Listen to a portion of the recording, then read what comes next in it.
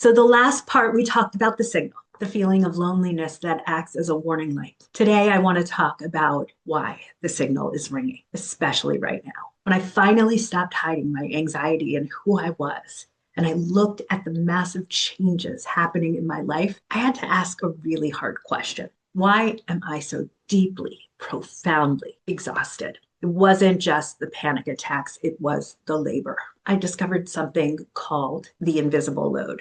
Now, sometimes people think of that as housework, but it's not. It's actually the unpaid, unseen work of holding the emotional world together for everyone around you but yourself. It's the running mental checklist that never stops looping in your mind. When you're a leader or a parent, or when you have to be the strong one, you become the project manager of everyone else's life.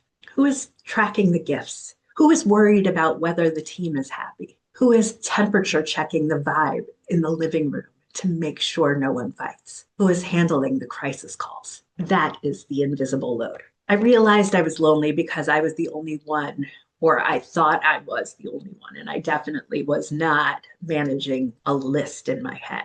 I was trying to hold up the sky myself. We stay silent about the load because we feel guilty. We tell ourselves, I'm capable, I can handle this. If I complain, I'm ungrateful. So we swallow it. We keep smiling. We keep managing the details. But here's the hard truth. Silence breeds resentment, and resentment is the great wall builder. You cannot truly connect with other people, with your friends, your family, or your team when you are secretly resentful that you are the only one making sure the train stays on the track.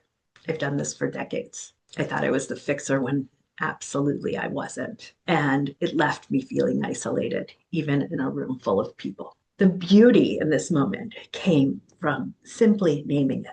There's a massive physical relief in realizing that I'm not broken, that I'm not imagining this, that I'm just really overloaded. But here's the catch. Admitting the load is heavy is one thing. Putting it down, that is something else entirely. Because I realized that over the years, I had become addicted to caring.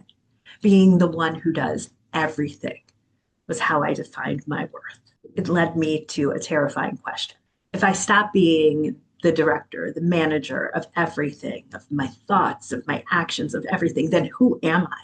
So in this next episode, we will talk about the identity crisis that happens when you finally stop trying to control everything. So join me in part 3 of The Beauty of the Self.